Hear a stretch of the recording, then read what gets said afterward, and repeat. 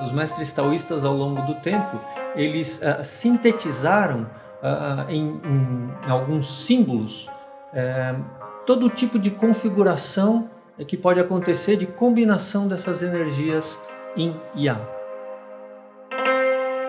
A linha que representa a energia Yang, ela é cheia, e a linha que representa a energia Yin é tracejada, é um traço, um espaço, outro traço. E dependendo da maneira como essas linhas se combinam, elas mostram para a gente um tipo de configuração da combinação dessas energias Yin e Yang. E aí formam-se 8 trigramas, que são o céu, a terra, o fogo e a água, o lago e a montanha, o trovão e o vento. E esses 8 trigramas são os arquétipos fundamentais do I Ching.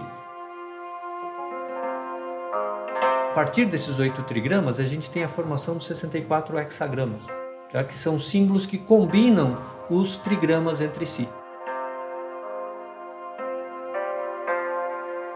Os símbolos do I Ching, eles representam, então, uma síntese de todo tipo de circunstância que a gente pode observar no universo a partir da compreensão das combinações do Yin e do Yang.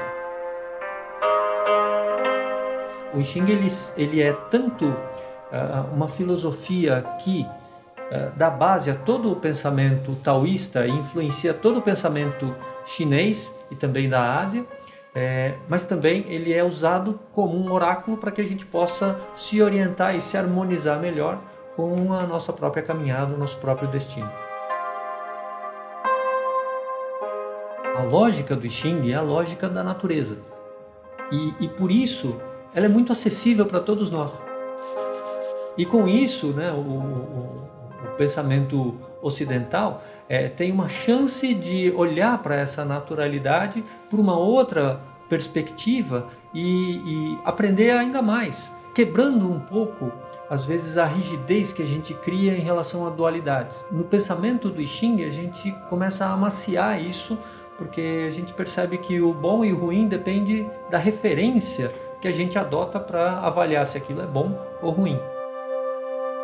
Todas as manifestações se resumem na combinação de duas grandes forças primordiais, Yin e Yang. Yin significa literalmente escuro, Yang significa literalmente claro, mas na verdade esses termos Yin e Yang, eles se referem a qualquer tipo de dualidade que a gente observe no universo. Então o Yang é o claro, mas também é o firme, enquanto o Yin é o escuro, mas também é o maleável. O Yang é o externo, o Yin é o interno. O Yang é o superior, o Yin é o inferior. O Yang é a força, o Yin é a suavidade. O I Ching ele é um estudo fundamental dentro do taoísmo. Por quê? Como ele revela as leis que regem as transformações do universo, e a busca dos taoístas é entrar em harmonia com esse universo onde eu estou inserido, e assim como todas as coisas se transformam, eu também me transformo. Quanto mais eu conseguir harmonizar os meus movimentos de transformação com os movimentos de transformação da circunstância onde eu estou inserido, mais em harmonia eu estou com o universo.